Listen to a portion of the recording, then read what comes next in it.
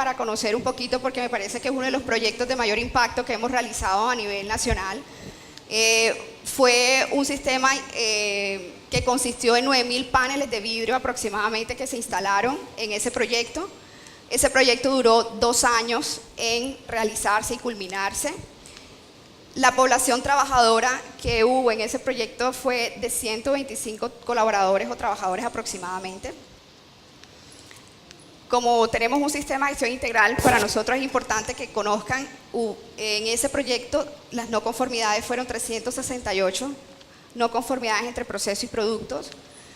Tuvimos 15 accidentes de trabajo en ese proyecto, ninguno fue grave, gracias a Dios, ni mortales.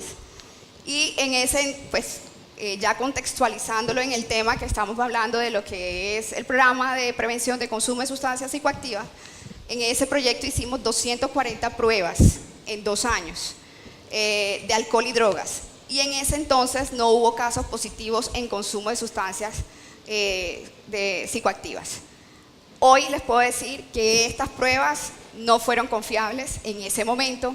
Hoy les puedo decir que a través de la historia o de lo que nos ha tocado vivir, perdimos en ese momento ese recurso. Y ya más adelante les voy a comentar cuál ha sido todo el proceso y cuáles debilidades hemos encontrado. Proyectos a nivel internacional en Miami, el Icon Brickell, tenemos Megapolis en Panamá y tenemos Tron Panamá, que son proyectos de gran impacto que hemos realizado.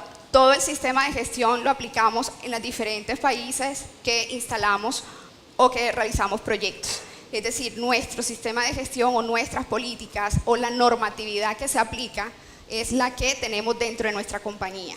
Si el parámetro es superior al país donde vamos a construir, pues obviamente cogemos las buenas prácticas de esa normatividad.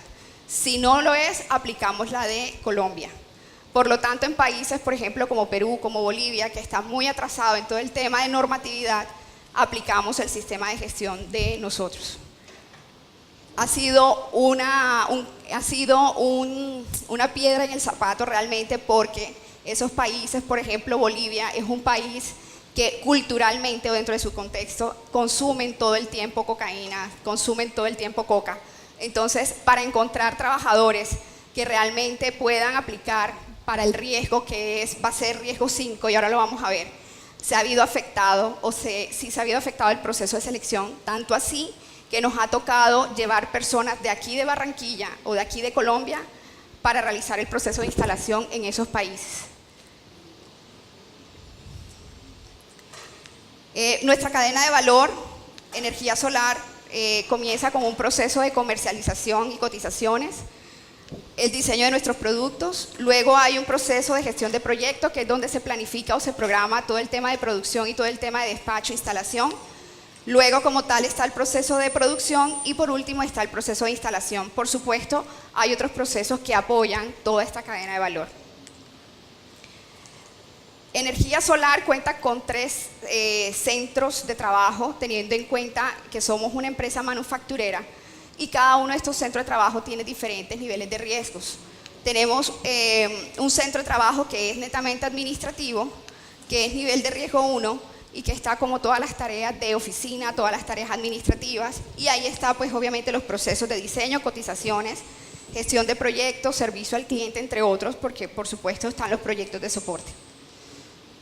El otro centro de trabajo es producción, pues que aquí aplica el riesgo 4 y 5.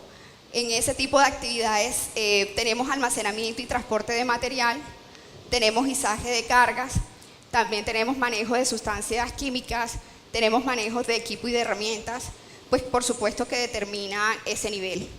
Tenemos también mecanizado de piezas y manipulación manual de cargas, que realmente este es uno de los riesgos que nos ha tocado trabajar duro con el tema del programa osteomuscular. Y un último centro de trabajo que, como les comenté, es instalación. Tenemos personas por fuera de la compañía donde el riesgo es 5 y podemos observar actividades de ascenso y descenso en altura, carga y descargue e izaje de cargas. Tenemos trabajo de posicionamiento y tenemos trabajo en suspensión. Este en particular es un proyecto que se realizó en Manizales, Fue un proyecto que fue de alto riesgo. Si ustedes se dan cuenta, todo lo que es trabajo en altura son tareas críticas. Y para nosotros es fundamental este tipo de control o este tipo de programas que nos ayudan a garantizar que el proceso se haga de una manera segura.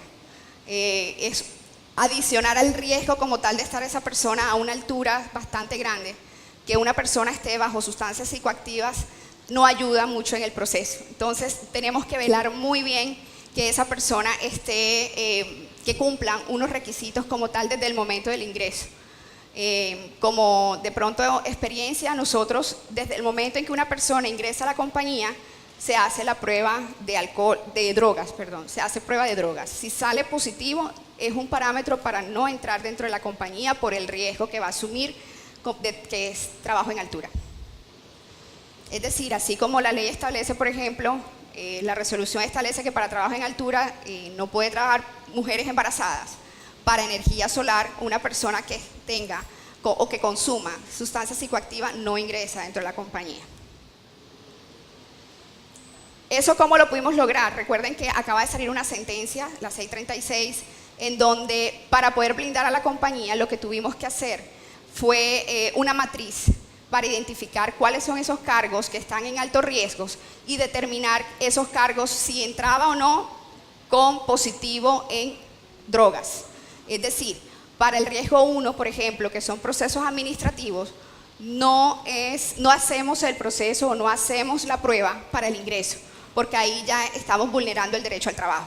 Pero cuando vamos a hablar de riesgo 4 o riesgo 5, sí le hacemos la prueba, porque obviamente va a asumir el riesgo y pues obviamente priorizamos el tema laboral, que es su condición de salud. Bueno, ahora sí vamos a hablar un poquito de cómo empezó el programa. Dentro de la gestión de riesgo que hacía Energía Solar, en el año 2003, por allá, se creó un programa que lo llamábamos alcohol y drogas, programas de alcohol y drogas. De hecho, no se llamaba programa de prevención de consumo de sustancias psicoactivas, como lo llamamos ahora. Y ese programa estaba dentro del subprograma de medicina preventiva y del trabajo, en ese entonces.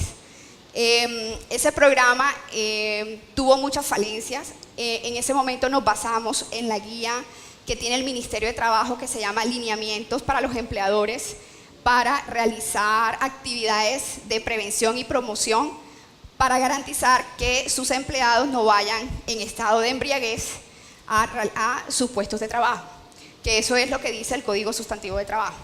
Entonces, en ese momento nos regíamos solo con esas campañas específicas que nos pedía, pues por supuesto, el Código. Hacíamos campañas que no fueron exitosas, nos gastamos mucho dinero en realizando campañas que realmente nos daban o nos evidenciábamos gente que sí consumía, pero que no lo podíamos identificar y no teníamos la certeza que sí estaban consumiendo, por ejemplo. Entonces, vimos a raíz del 2014, vimos que teníamos que parar el programa porque teníamos unas debilidades dentro del programa. La gente no confiaba en los resultados que nosotros le decíamos, es decir, cuando hacíamos la prueba, la medición, las pruebas de alcohol o la prueba de droga, le decíamos, mira, salió positivo, y la persona fácilmente nos decía, qué pena, yo no he consumido, por decir algo, alcohol, yo no he tomado, me tomé un jugo de corozo fermentado, eso salía, todos salían con el tema del jugo de corozo fermentado, y nosotros no teníamos el criterio técnico para decir, mira, estás equivocado. Esto se hace así, tu funcionamiento, la absorción del etanol en tu cuerpo. O sea, en ese momento no teníamos los criterios técnicos para justificar y darle credibilidad a esa persona, de decirle si tienes razón o no tienes razón. Entonces, fue un proceso bastante complicado porque dejamos de ganar confianza. Ya la gente no nos creía como área, se burlaban de nosotros, nos decían policías. Policía de carretera, porque recuerden que también una de las fortalezas que tuvo todo este tema de normalización o de normativa en este tema de programas de prevención fue la alta accidentalidad que tuvimos en el área de transporte, que nos ayudó el Ministerio de Transporte a realizar unos ajustes que ahora lo vamos a mirar también. Entonces, básicamente, en el 2014 dijimos, tenemos que parar, porque realmente no ha sido exitoso el programa, estamos quedando mal, la gente está viniendo a trabajar quizás bajo el efecto del alcohol o de la droga, y teníamos falsos positivos y teníamos falsos negativos. Entonces, la idea hoy con ustedes es poder abrirnos como empresa, porque de igual manera sentimos que cuando hablamos de un ser humano, errores que nosotros hayamos cometido, la idea es que las demás organizaciones no lo cometan, ¿verdad? Y que ese tiempo que nosotros comenzamos a trabajar, que era desde el 2003, y que realmente comenzamos a trabajar más fuerte en el 2014, y que fue cuando decidimos parar, nos ha servido para aprender. Y la idea es que esas cosas buenas que hemos logrado también ustedes, pues por supuesto, la apliquen en sus compañías. Entonces, esas debilidades, hay muchas. Vamos a trabajar o vamos a hablar de pues, las que consideramos que son más importantes. Y una de ellas es la poca fiabilidad en los resultados. Y era lo que hablábamos, cuando de pronto hacíamos la medición, la interpretación de ese resultado, es decir, si salía positivo o negativo, realmente no era bajo un criterio técnico o no era bajo una evidencia. Entonces, eso es lo que nos ayudaba o lo que nos permitía a que tuviéramos falsos positivos y falsos negativos. El instrumento que utilizábamos en ese momento no eran los adecuados para poder garantizar, bajo criterios técnicos, que ese resultado iba a ser confiable o fiable. En ese entonces nosotros nos apoyábamos mucho con proveedores. Cualquier proveedor que llegaba a la compañía, el comercial nos vendía X tirilla y nosotros mirábamos el precio y decíamos, es barato, dale, cojamos la tirilla. Y resulta que ni siquiera en ese momento los comerciales tenían la competencia o el conocimiento técnico para asegurarnos que el proceso iba a ser fiable. Entonces, esto es un tema, además de que es nuevo, es un tema que no lo maneja todo el mundo, es un tema que está más adelantado Estados Unidos o países internacionales, y que en ese momento nosotros ni siquiera cogíamos bibliografía, ni siquiera revisábamos, sino que confiamos en el proveedor, ese barato que nos daba las tirillas. Entonces eso no permitía que nosotros tuviéramos unos resultados fiables.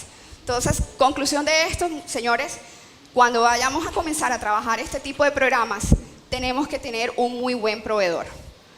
¿Cómo sabemos que es un muy buen proveedor? Primero, certificaciones del instrumento o del dispositivo que vamos a utilizar.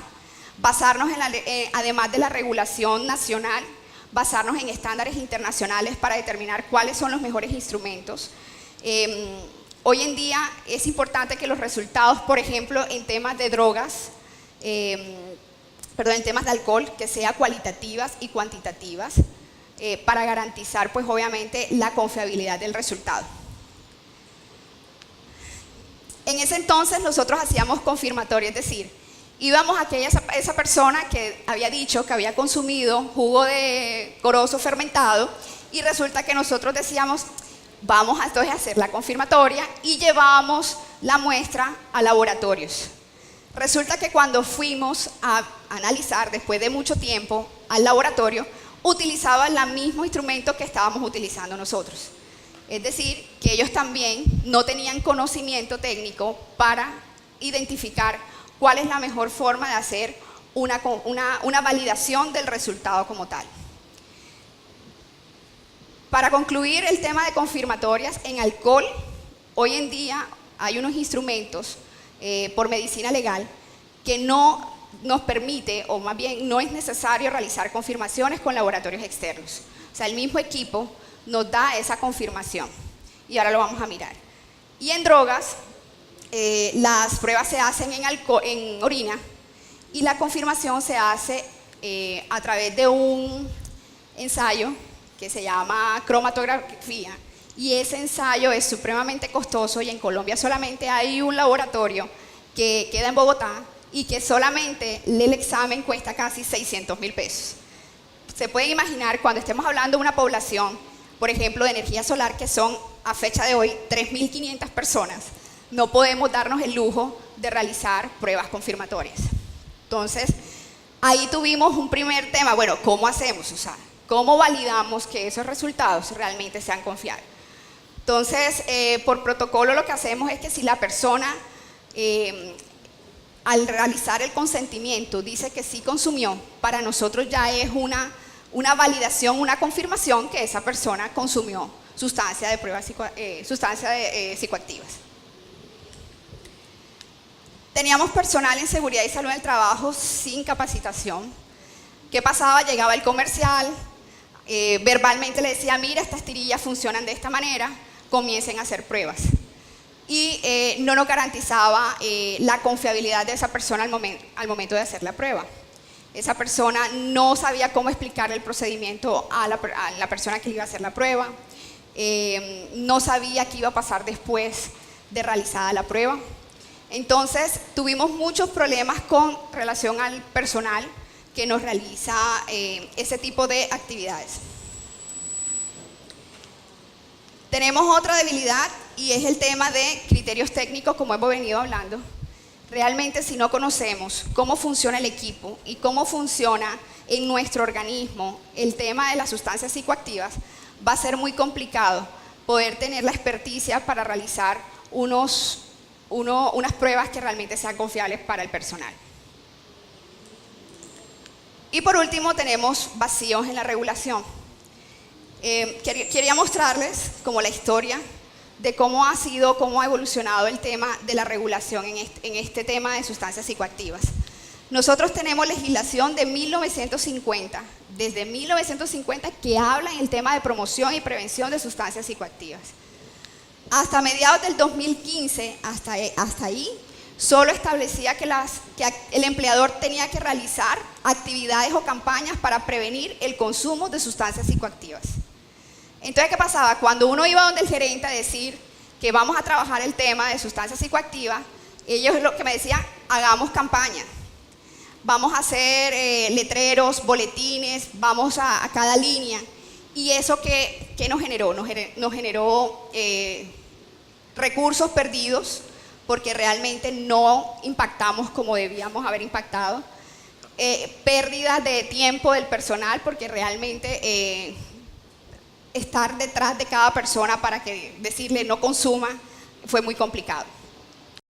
Aquí les muestro cómo en 1992, pues obviamente a partir de ahí, se habla desde el Código del Trabajo que la persona no puede ir en estado de embriaguez a trabajar o a su puesto de trabajo. Hay unos lineamientos de prevención de consumo de sustancias psicoactivas en el 2007. Estos lineamientos surgió del Ministerio de Trabajo, como lo expliqué anteriormente. Esto era una guía o es una guía que nos ayuda a mirar qué campañas podremos hacer para que los trabajadores tengan el tema de prevención pendiente dentro de su labor. Nosotros implementamos el programa en el 2014 y la implementación del programa en ese entonces consistió en realizar o en crear una política o diseñar una política para el consumo de sustancias psicoactivas. En ese entonces solamente hablábamos de alcohol y drogas y entendemos que dentro de sustancias psicoactivas también está el tema de cigarrillo, el tema de tabaquismo. Hoy en día nuestro programa también lo incluye, pero realmente nos fue más complicado entender cómo funcionaba el tema de alcohol y drogas y por eso queremos traer este tema a ustedes. Y en el 2015 decidimos suspender el programa, decidimos que teníamos vacíos con todas las debilidades que acabamos de hablar, no queríamos seguir perdiendo credibilidad ante los empleados de que estábamos haciendo algo mal y comenzamos entonces a tener unas consecuencias negativas. Perdimos legitimidad. Recuerden que la legitimidad es lo que nos va a dar los falsos positivos y los falsos negativos. Si nosotros no tenemos resultados confiables, pues por supuesto la gente no va a entender que estamos haciendo un buen proceso. Perdimos la credibilidad. Ya, como les decía, nos veían que ya venía el policía de tránsito a hacernos la prueba. Y por supuesto la confianza, y ahí era donde más nos preocupaba, porque la gente, a pesar de que éramos un proceso de apoyo para toda la población trabajadora, porque de hecho siempre nos han visto como ese proceso que además de tener medidas de seguridad, somos ángeles para muchas cosas y para poder fortalecerlos a ellos y poder mejorar su calidad de vida, eso no lo estábamos logrando. Entonces, tuvimos ese tipo de consecuencias y nos sentamos y dijimos realmente, y esta es una frase que me lo dio un gran amigo, que es de Seth Godin, que dice: la mejor idea de avanzar es tomar el camino equivocado. A veces nos da miedo equivocarnos y decir, nos equivocamos. Y siempre creemos que todo no lo sabemos, ¿verdad? Pero realmente si queremos avanzar, tenemos que, o más bien, nos avanzamos dándonos cuenta que cometimos todos los errores del mundo. Todos los errores los estábamos cometiendo y eso nos ayuda a ver una fortaleza o nos daba estrategias para avanzar. Y ahí fue donde comenzó nuestra experiencia de éxito y es parte de lo que queremos compartir con ustedes. Ya, si se dan cuenta, lo primero que hicimos fue cambiamos a los proveedores. Nos dimos cuenta a través de un perito que es una persona experta, en ese entonces fue una bacterióloga, que fue a nuestra compañía y nos dijo: ustedes están haciendo esto por donde no es. A veces solamente en nuestra compañía nos basamos lo que dice el médico, ¿verdad? A veces necesitamos otro tipo de aliados estratégicos o de especialidades que nos ayuden a ver todo de otra forma. Y a través de esa bacterióloga, una asesoría técnica de una perito, es decir, ella es la que participa o esa persona participaba en las sentencias y en las situaciones que se presentaba con juzgados por demandas por este tipo de temas. Entonces miren que es importante, a veces no lo pensamos, que personas que ya han estado dentro del proceso nos pueden ayudar a mirar otras cosas. Entonces ella, que trabajó mucho en temas de demandas, en temas de peritaje con relación a validar los resultados, nos ayudó con una asesoría a garantizar que la prueba que hagamos en drogas realmente fuera legítima, fuera confiable y garantizar la confianza, que era lo que habíamos perdido con los trabajadores. Adicionalmente, en el 2015, gracias a Dios, salió una regulación en medición de alcoholemia, que lo hizo Medicina Legal, y eso nos ayudó mucho. Esa resolución que sacó Medicina Legal, que es la 1844, a pesar de que no era resorte o no era cobertura para empresas manufactureras como la de nosotros, sino que era básicamente alineada a tránsito en Colombia, nos ayudó a ver una luz en el camino. Porque en esa resolución lo que nos dice es qué debe tener el instrumento o cómo se debe tomar la medición cuando hacemos pruebas de alcohol. Entonces, a pesar de que era para el tema de tránsito, lo aplicamos para nuestra compañía y nos ha dado mucho éxito. Nos ha dado mucho éxito en la confiabilidad de los resultados. Entonces, luego, en el 2016, se rediseñó el programa de prevención de sustancias psicoactivas. Se actualiza la política, ya no solamente hacemos campañas o estrategias para la prevención, sino que garantizamos que la detección, porque es que de hecho entendimos que para yo poder prevenir, tengo que primero controlar, ¿verdad? Es decir, yo tengo que generarle esa confianza a la persona, que soy experta en el momento de realizar la medición o la detección, para que eso trasciende dentro de la organización y dice: oye, esto ya están haciendo bien las cosas, no vengamos bajo efectos de sustancias psicoactivas. Entonces, la misma forma de realizar la medición de una manera adecuada y exitosa nos ayudaba a la prevención en el consumo. Entonces, ahí fue donde dimos un gran salto, realmente. Entonces, la invitación es esa, es mirar primero qué criterios técnicos tenemos. Obviamente, un programa de prevención se debe de ajustar a la cultura de la organización, se debe ajustar a muchos elementos y variables que tenga cada compañía. Pero si tenemos claro cómo funciona el tema técnicamente o científicamente, podemos garantizar que la gente nos crea y de esa manera también prevenimos. Y no solamente con esa campaña puntual que hacíamos. Ya en el 2017 vimos que el programa impactó y eso es una de las cosas que vamos a ver al final. Como empleados de nosotros, que son muy jóvenes, el promedio de contratación de la compañía está entre 25 y 27 años. La mayoría de la población son operarios, o sea, trabajan para el proceso de producción. Viven en sectores que realmente son vulnerables en todo el tema de drogas, por ejemplo, y de alcohol. Entonces, cuando vimos cómo impactó al hacer el análisis sociodemográfico de que esa gente había bajado el consumo, obviamente entendimos que el programa trascendió. Y es lo que realmente nos da el éxito, y yo creo que por eso es que estamos aquí, porque realmente no solamente nos quedamos en las 4 paredes de nuestra organización, sino que logramos trascender a nivel regional.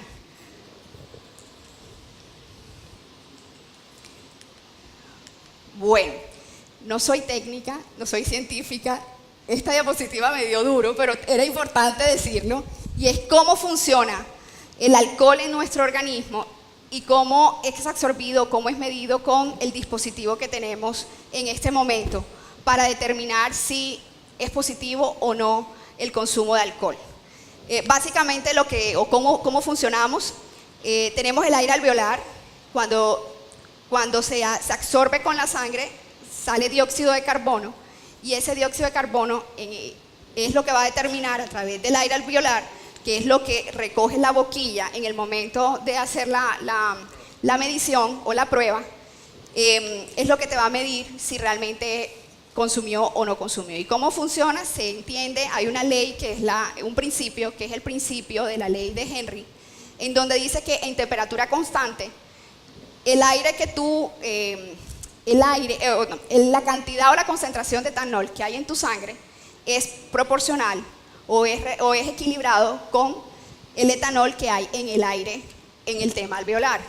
Entonces, es decir, cuando tú aspiras, sí, esa concentración que está en ese aire, se entiende que es la misma proporción que está el etanol en la sangre. ¿Cómo se sabe eso? A través de una celda electroquímica que hay en el aparato, y lo que hace es separar las partículas de alcohol con los electrones y se forma una oxidación. Se entiende que cuando una persona consumió alcohol hay una oxidación, y es lo que te va a dar el resultado, y te va a dar un número. Ese número, por ejemplo, para los equipos que nosotros utilizamos, es una proporción de 2100 a 1, lo que quiere decir que puede ser 2100 miligramos de etanol en 1 litro de sangre, o 1 miligramo de etanol en 1 litro de aire alveolar. Entonces, lo que quiere decir, para ese equipo, cuando sale el electrodo y hace el proceso electroquímico, genera el resultado. Por lo tanto, el equipo, además de decir si es positivo o no, o sea, el tamizaje, el famoso tamizaje, te dice realmente la cantidad de concentración que hay de etanol en el organismo de esa persona en ese momento. Por lo tanto, ya tenemos un resultado fiable, confiable, y decimos, señor, es que usted tiene una concentración de tanto en este momento en su organismo. Con base en la sentencia que hubo, lo que hicimos fue determinar, bueno, hasta dónde accedemos a ese resultado. Si ese resultado nos sale X resultado, ¿lo aceptamos o no lo aceptamos? Y decidimos como política de la organización que es cero tolerancia, porque los riesgos, ustedes los pudieron ver, son riesgos bastante altos. Es decir, a todo el mundo no le hacemos pruebas de alcohol. En ese entonces sí le hacíamos a todos. Ya con las sentencias no lo hacemos por el tema del nivel de riesgo a la cual va a estar expuesto, pero al que le hacemos es cero tolerancia, porque son niveles de riesgo 4 y nivel de riesgo 5. ¿Sí? Si tienen alguna pregunta, vamos resolviéndolo. Estos son los equipos que nosotros adquirimos. En este momento tenemos equipos de marca Intoximeters y tenemos equipos de marca Drager. Estos equipos son referenciados en la resolución sacada por Medicina Legal. Es decir, no estamos comprando equipos que cualquier proveedor nos traiga o cualquier tirilla, sino que realmente son equipos avalados. Recuerden que estos son los equipos que utiliza el transporte, los policías que están en carreteras. Pero de igual manera son los que tienen los criterios científicos y técnicos para garantizar que vamos a dar resultados exitosos.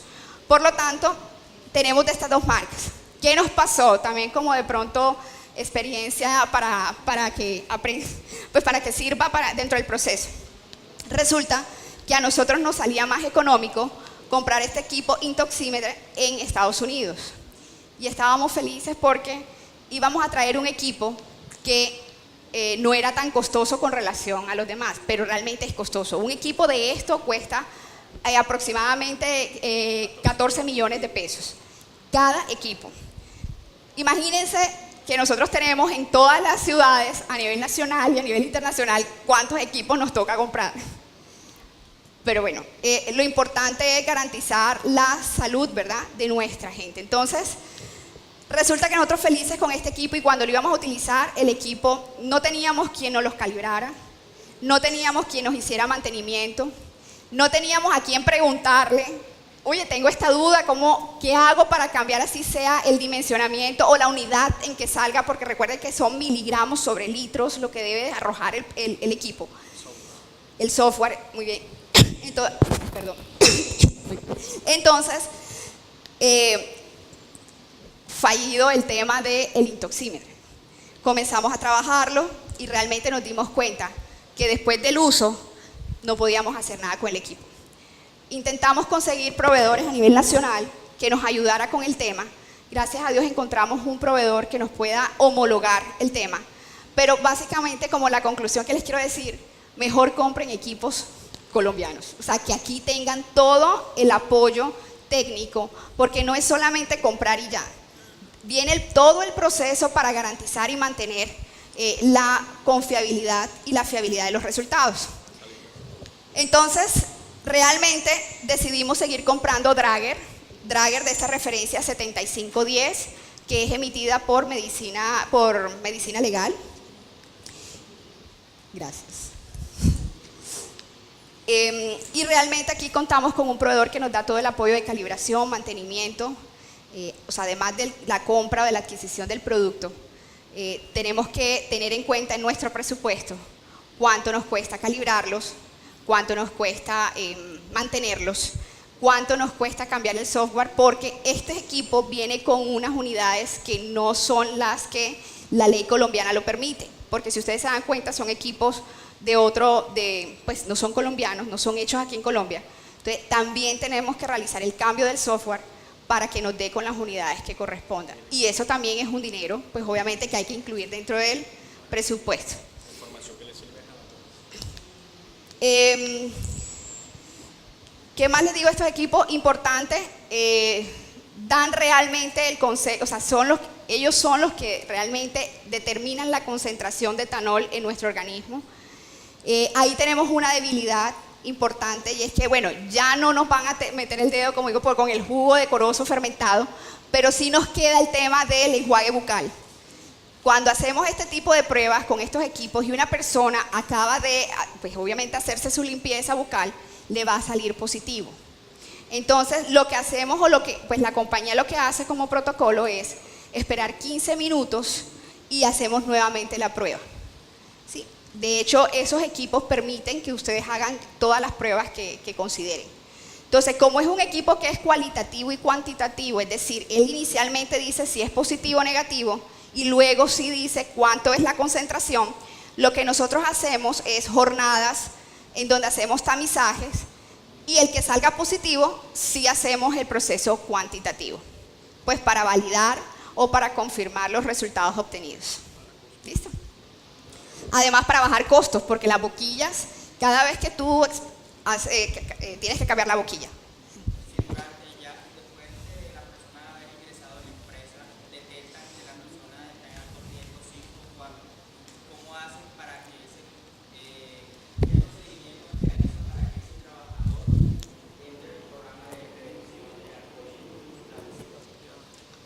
Desde el momento de la inducción identificamos es que esa persona debe estar dentro del programa.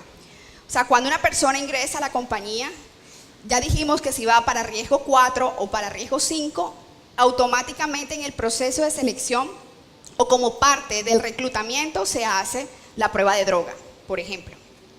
Si sale positivo, no ingresa a la compañía.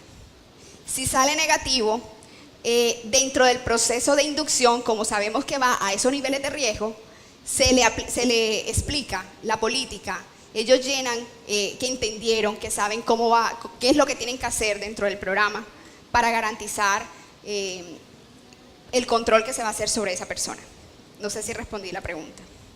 Lo que yo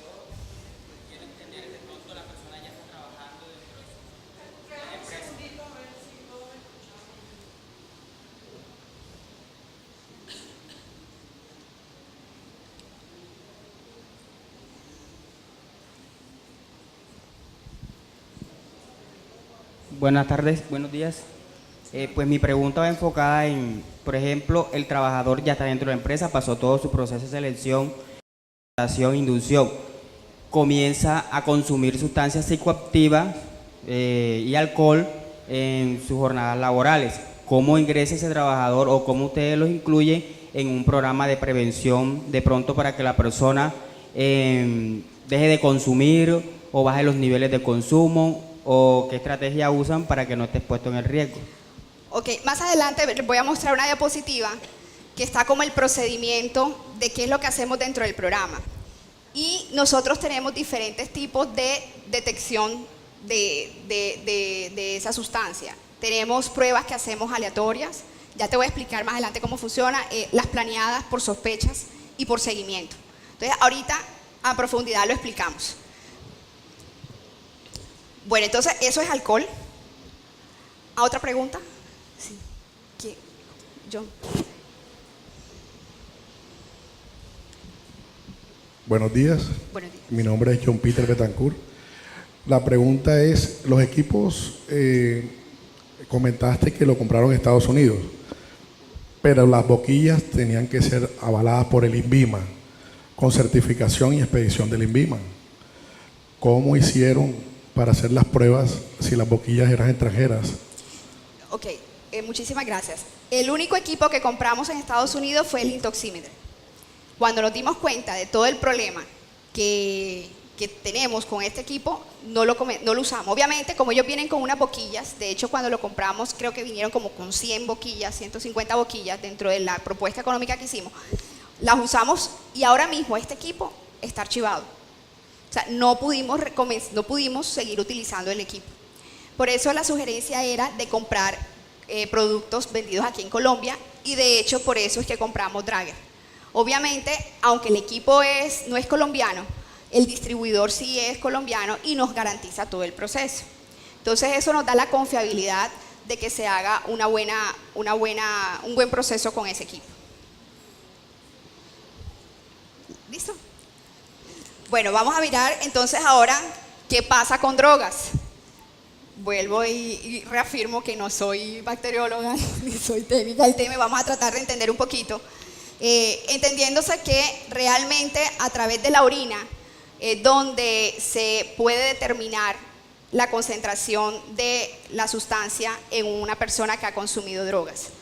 Entonces se recogía la orina y en este momento tenemos unas membranas microcelulosas que al momento de entrar, y la orina, si está consumiendo una persona, por decir marihuana, tiene una sustancia química específica que al ser contacto con los antídotos, que es lo que tiene en la tirilla o lo que tiene en esta tablita, determina si la persona si ha consumido o si no ha consumido. También puede pasar que pueden alterar la orina.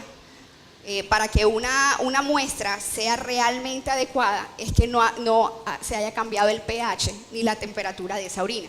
Entonces, si la persona en algún momento, por X o Y razón, le echó, por decir algo, agua y afecta el pH, automáticamente la tirilla va a mostrar que fue nula, o sea, fue inválida esa prueba.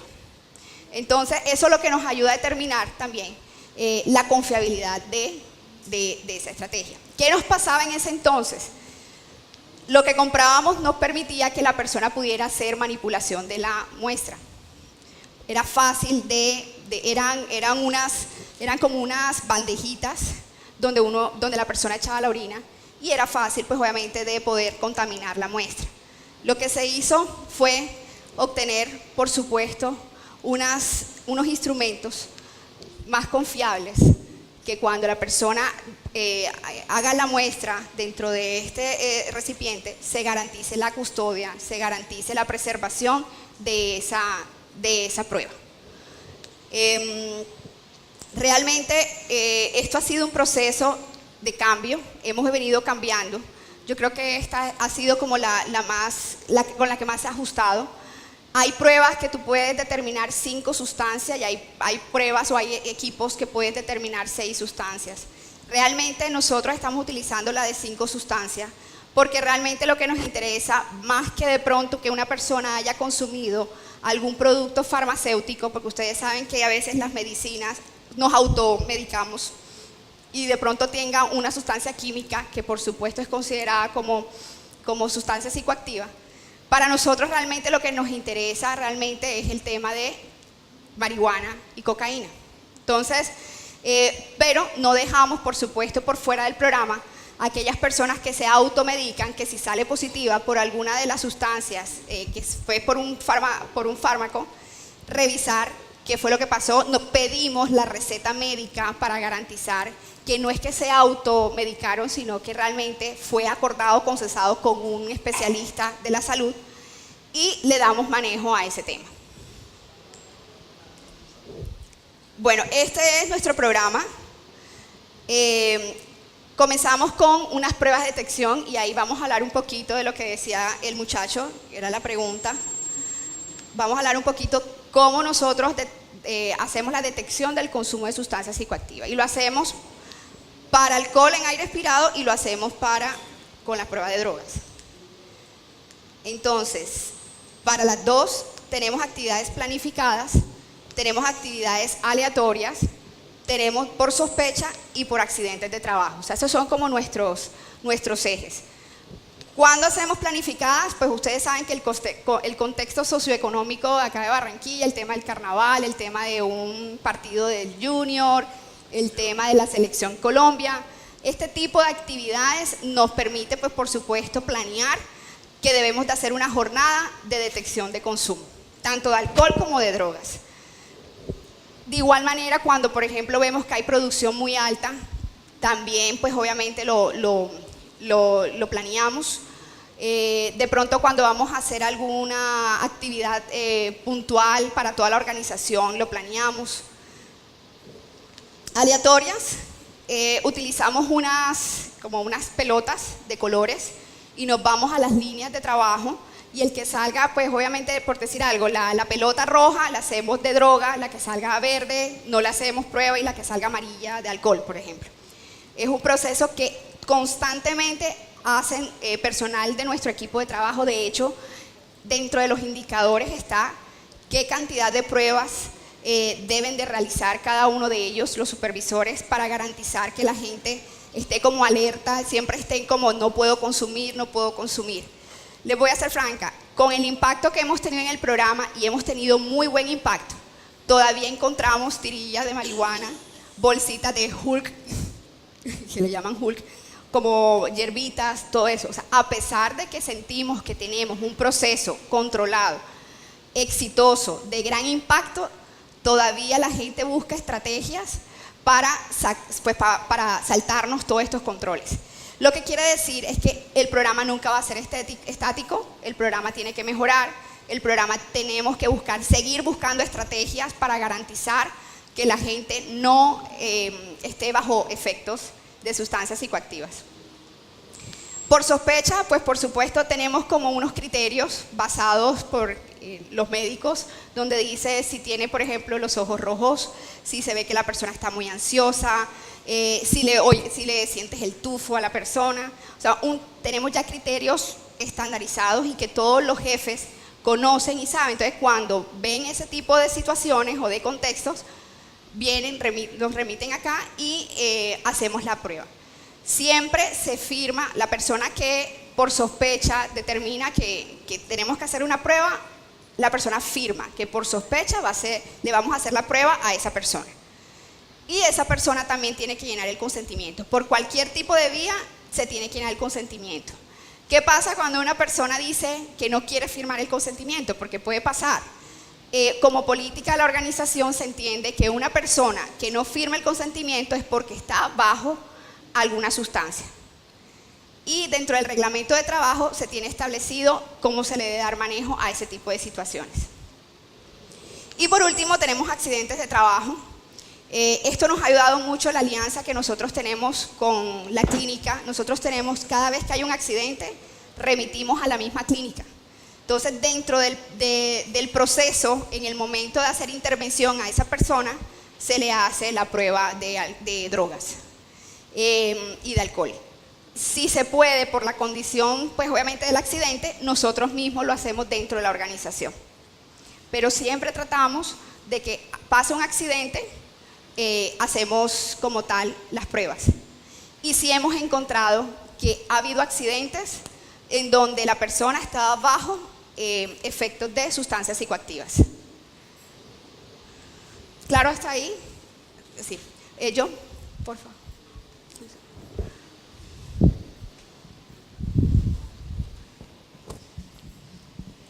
Bueno, es una duda y bueno, sabemos que los accidentes depende bien de la consecuencia, ¿no? En el estado de salud de la persona para poder determinar en qué momento se hace esa prueba. Entonces, la pregunta es, en esos casos en los que la persona,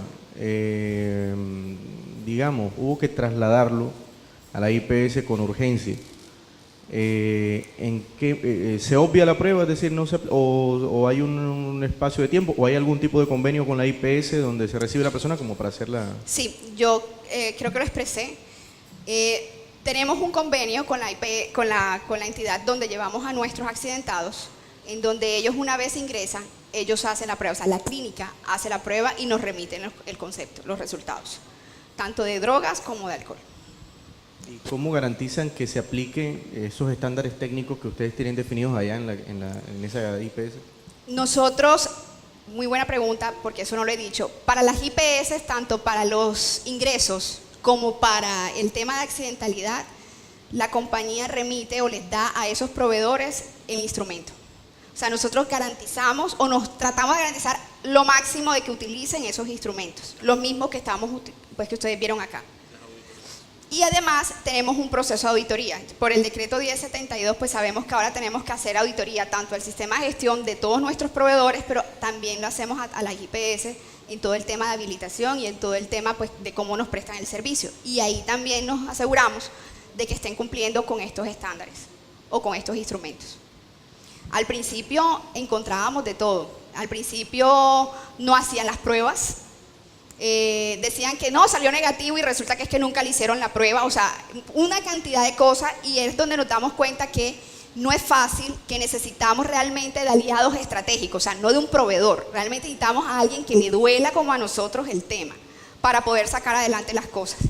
Entonces, la invitación es esa también, que busquemos proveedores que realmente vayan con nosotros al ritmo, ¿no? Porque ellos nos decían, muchos nos decían, pero es que ninguna empresa nos ha pedido eso. Listo, pero nosotros sí te lo vamos a pedir, y si quieres ser proveedor de nuestra compañía, te toca meterte en cintura de lo que queremos. Entonces, eso ayuda también a movilizar y también a avanzar y tener un impacto social también, porque al final eso es la mejora para todos. Entonces, creo que es fundamental tener unos buenos aliados estratégicos, unos asociados de negocio que realmente nos duelan. Sí, gracias. ¿De qué manera calculan el número de pruebas que se consideren como con suficiente validez, que sean representativas, exacto, de acuerdo a la población que ustedes tienen, o por clase de riesgo, o por diferentes tipos de actividades? Nosotros, Gestión Humana tiene un indicador de rotación de personal. Con ese indicador a nosotros nos podemos saber cómo se va moviendo el tema de los ingresos. De igual manera, cuando hay desvinculaciones en la compañía, porque hay que ser claros, muchas de las desvinculaciones que nosotros realizamos es por baja de producción, es decir, ya sabemos, hay que sacar 100 operarios porque bajó la productividad. Cuando vuelve a subir el pico de producción, sabemos que van a ingresar 100 personas. Por lo tanto, remitimos a nuestros aliados o a las IPS las pruebas. De igual manera, cuando se están acabando, normalmente siempre nos comunica, mira, ya me quedan solo 20 pruebas, y nosotros volvemos y recargamos a los proveedores. ¿Cómo sabemos, cómo controlamos que realmente están utilizando? Por la facturación de la realización de las pruebas o la realización de las asistencias médicas. Si entraron 100 personas, se debieron haber consumido 100 pruebas. Y llevamos ese tipo de control porque también nos pasaba, eso no lo controlábamos, y los proveedores estaban haciendo fiestas con nuestros instrumentos para otras empresas, además. Entonces, cada vez, si nos damos cuenta, a medida que tú das un paso hacia arriba, te va a generar en no sé si han oído hablar de las 6M, te van a generar en esas 6 M's cosas que tienes que mejorar. Y si vas más arriba, igual, o sea, cada cosa que tú hagas, cada paso que hagas es un avance para generar también cambios y para buscar la mejora en esas 6 M's. Sí. ¿Se consideran las bebidas energizantes como inhibidores de la productividad?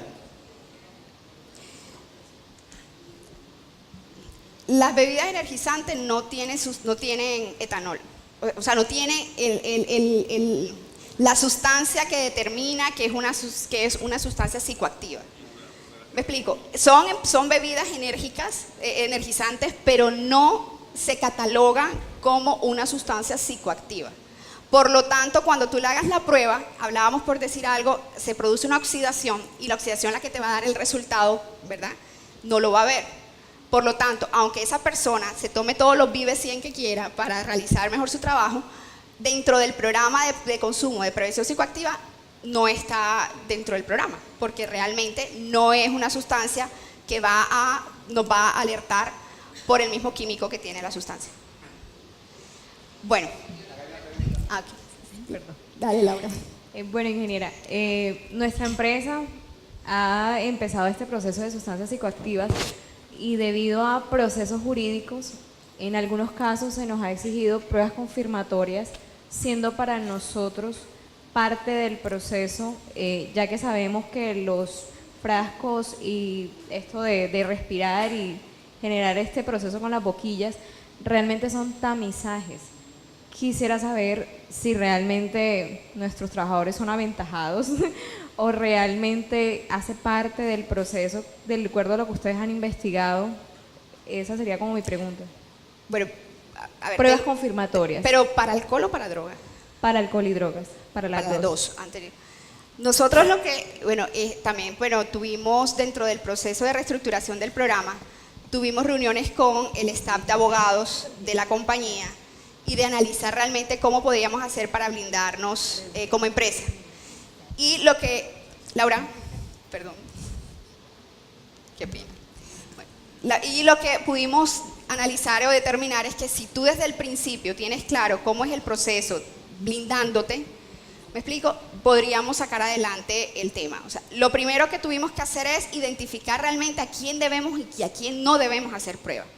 Con la última sentencia se entiende que una persona que esté bajo sustancia psicoactiva es una persona que tiene una enfermedad general, o sea, ya se considera como una persona enferma.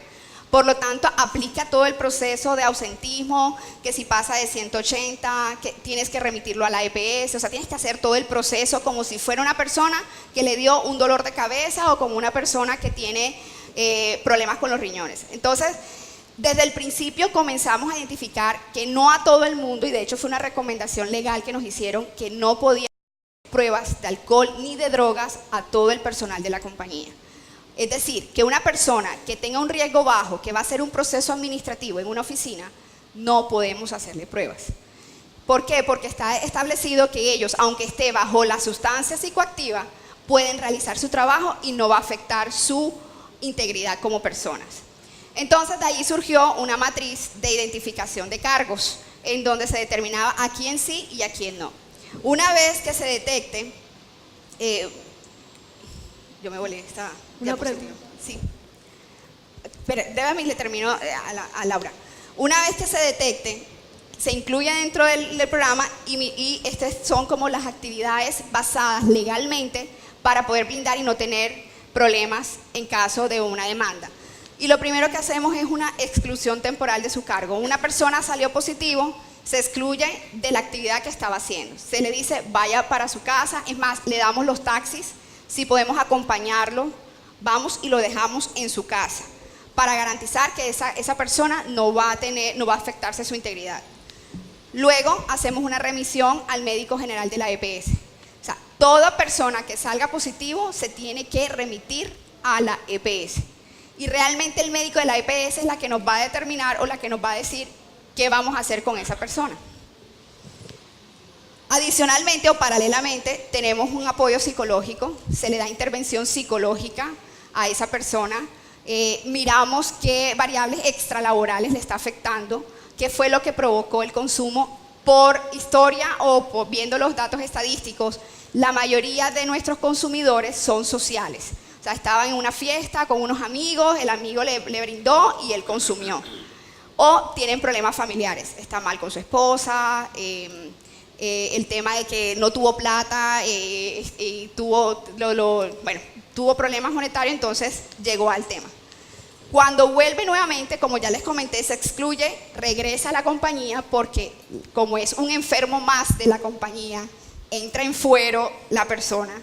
Es decir, tenemos que hacer todo el proceso con él, se hace una reinducción de la política, pero entra a un seguimiento de desestímulo.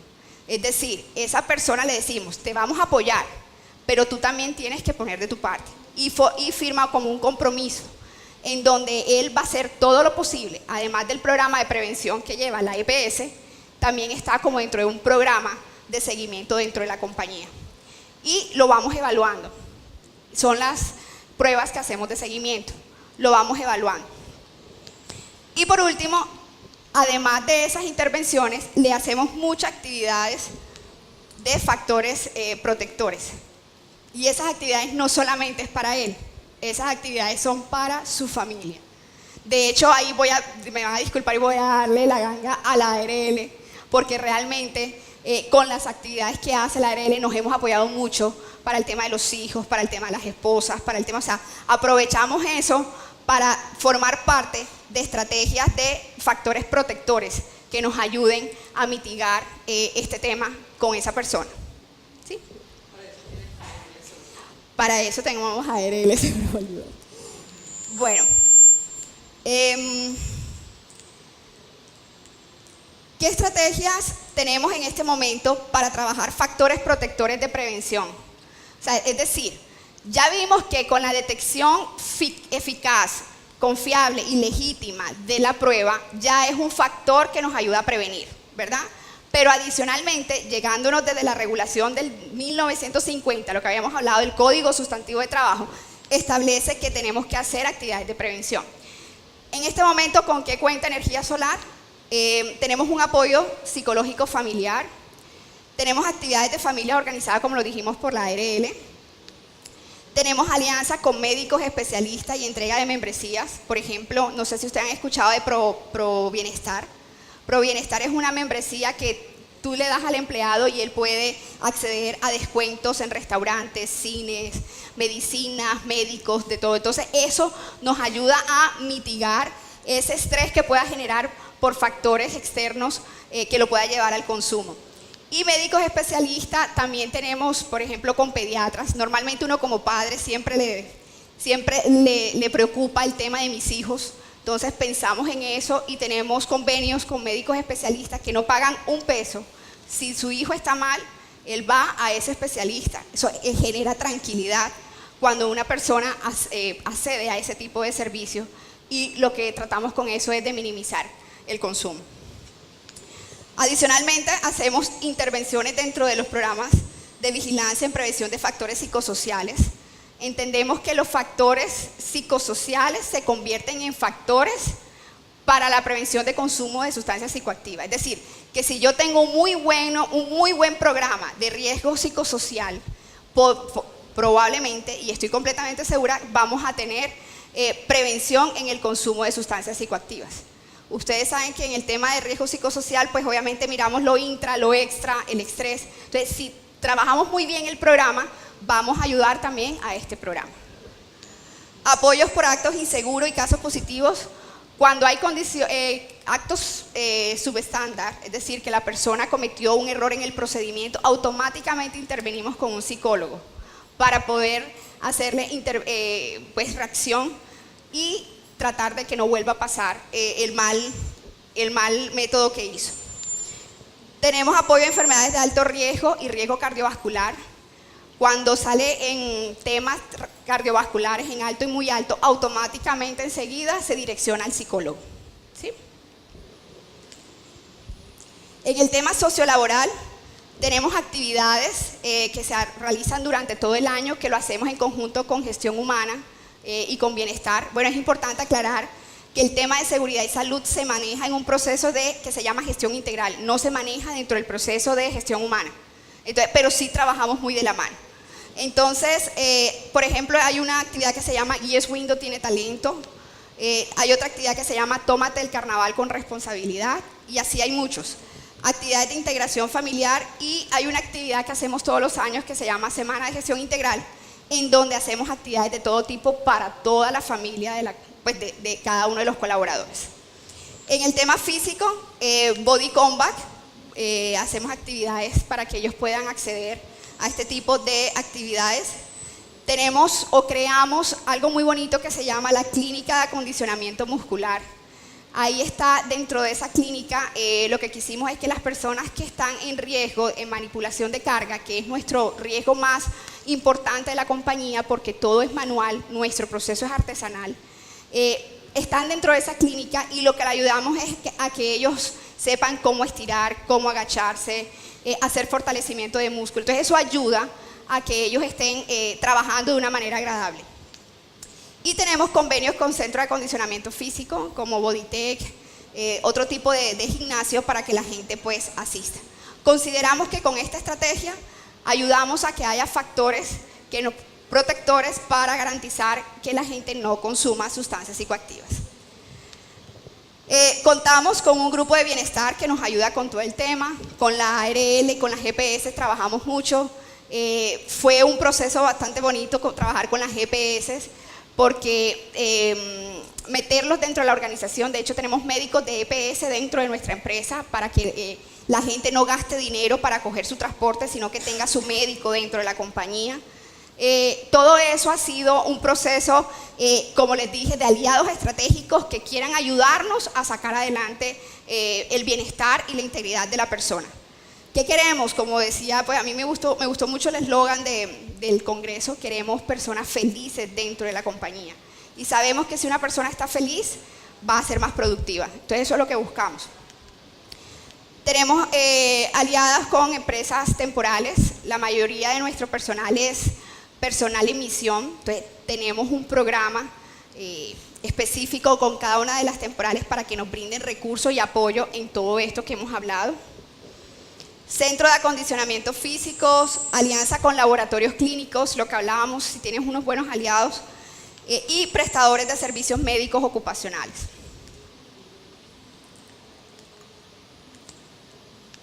¿Quiénes apoya el programa?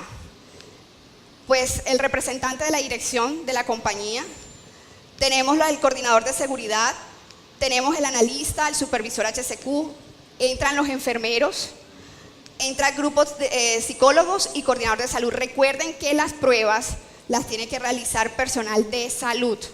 Entonces, en nuestra compañía lo realizan los enfermeros. Y para darle la competencia a ese personal, quien tiene que darle esa competencia es una universidad que esté acreditada. Es decir, no cualquiera te puede dar la competencia para poder realizar pruebas de alcohol. Entonces, la Universidad Libre, y también me toca dar, porque es la única aquí en Barranquilla, la Universidad Libre es la única que hace ese tipo de formación. Bueno, me están diciendo que ahora Corsalud, pero realmente nosotros todo lo hicimos con la Universidad Libre. Qué bueno que salgan otras instituciones, porque realmente el costo es bastante alto.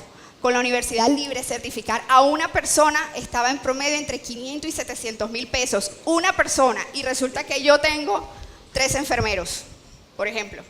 O sea, es una cosa absurda. Entonces, mejor que siga saliendo Corsalud a la lata y otros prestadores de servicio. Bueno, algunas fotos para que ustedes vean de actividades que hacemos dentro de la compañía.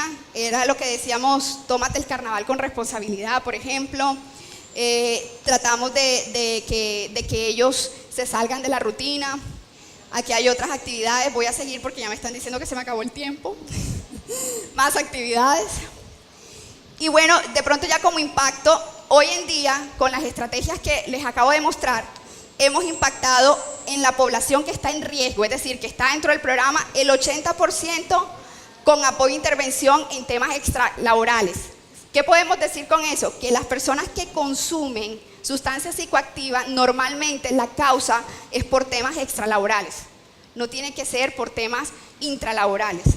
el 12% es porque consumen como tal y el 8% es por estrés. Entonces, hay como parte también datos para que ustedes sepan. En el 2016 encontramos, por ejemplo, 19 personas que consumían cocaína y en el 2017 bajamos a 2 casos solamente. O sea, lo que podemos observar el impacto del programa. En el 2016 teníamos 25 y en el 2017 tenemos 7. Ya aquí en químicos que son farmacéuticos, miren que bajamos de 3 a 0, de 1 a 0 porque estamos solicitando o pidiendo la receta médica para garantizar que no se automediquen.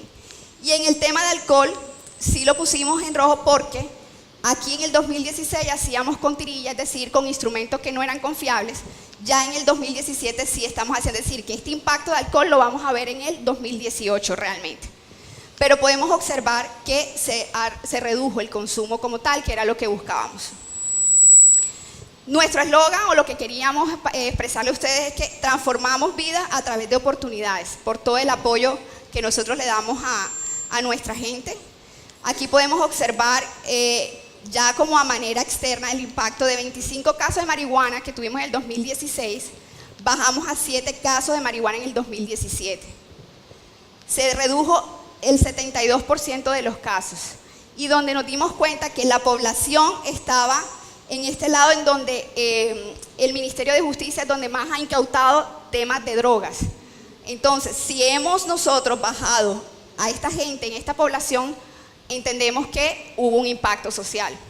Hubo un impacto social, entonces sentimos que vamos bien. Y bueno, quiero dejarlo con este video de una persona que pasó de ser consumidora de drogas, él era brigadista y con todo el apoyo ya no lo está haciendo. Entonces los invito ya para terminar, ver el video. No sé si está bien de sonido. Mi nombre es Dugan Rafael Moya Martínez. Sí. Trabajo en la compañía de energía solar. Voy para 6 años. Mi cargo es ensamblador. Tenía la labor anteriormente adicional como brigadista. Tengo 1 año que salí de la brigada por algo que sucedió en mi vida. Fue un golpe grande. A nosotros en la brigada nos hacían pruebas y en ese día nos llamaron a hacernos esa prueba. Salí positivo a los 5 días de haber consumido, porque una vez compartiendo con mis amigos, supuestamente mis amigos, me dejé influenciar y consumí. En ese momento, cuando nos llamaron, se me vino el cielo al piso. ¿Por qué? Pensé en mi familia, pensé en mi trabajo, en mis hijos, y de ahí se me derrumbó. Sentí que mi vida en ese momento se acabó. Pensé que me iban a despedir de la empresa. Bueno, gracias a Dios me dieron otra oportunidad. Desde ahí mi vida empezó a cambiar. Fui cambiando el ambiente con mis amigos, los fui apartando poco a poco, porque eso fue parte que influyó en mi vida, donde yo pude consumir cocaína. Ese día que me hicieron la prueba, llegué a mi casa todo cabizbajo, le pregunté, le dije a mi esposa no sabía, se puso a llorar, le comenté. Fue la única persona que me dio su apoyo en el momento. Hasta ahora, gracias a Dios, ella ha estado conmigo en las buenas y en las malas. Esa noche que consumí, llegué a mi casa, llegué todo extraño, las manos me temblaban, tenía la vista roja. Se me hizo difícil retomar el trabajo, es más, pensé en renunciar, porque me daba pena, me daba vergüenza, porque yo hacía parte de la brigada, era ejemplo de ello, gracias a la compañía que me dio otra oportunidad laboral. Eso fue en el año 2016, gracias a Dios estoy aquí todavía, ya tengo 1 año que salí adelante, me hicieron un seguimiento. Hasta una vez le dije a una persona de HCQ que me hiciera la prueba. Él me la hizo, eso fue al mes, y todavía tenía sustancias en el cuerpo. Eso se hace con el fin de evitar accidentes laborales. ¿Por qué? Porque una persona que esté con sustancias alucinógenas no está en sus 5 sentidos, no está consciente totalmente de lo que está haciendo. Aquí se manejan máquinas de alto riesgo, puede haber muchos accidentes. Voy a ingresar a la brigada otra vez, gracias al grupo que tengo de apoyo de gestión integral, que confían en mí, que sabe que yo puedo dar más, seguir adelante más que todo, durar más tiempo en la compañía, porque gracias a mi trabajo en la compañía he conseguido muchas cosas, sacar a mi ciudad adelante. Mi vida en ese momento cambió totalmente. Mi esposa está en la palabra, yo asisto también, gracias a Dios. Y gracias a la compañía que me dio otra oportunidad laboral, al grupo de gestión integral, que siempre confiaron en mí. Y hoy en día me han dado la oportunidad de ingresar nuevamente a la brigada. ¿Por qué? Porque son muestras de superación, que si se puede.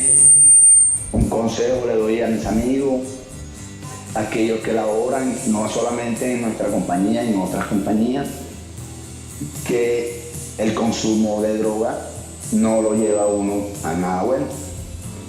Primero, pierdes tu trabajo. Segundo, tienes problemas con tu familia, problemas con tu hogar.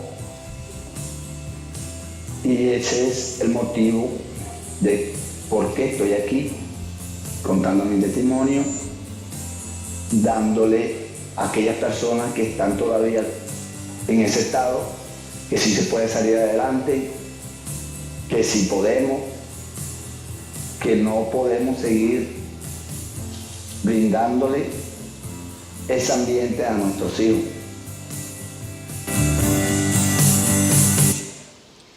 Bueno, y no podíamos dejar aparte el equipo, pues por supuesto que hace que esto sea posible. Gente comprometida, gente que se puso la camiseta con la compañía, y que Energía Solar, el éxito está en mejorar la calidad de vida de la gente. Queremos que haya abstinencia, o por supuesto queremos que renazca y que ellos vean la vida de otra manera. Muchísimas gracias.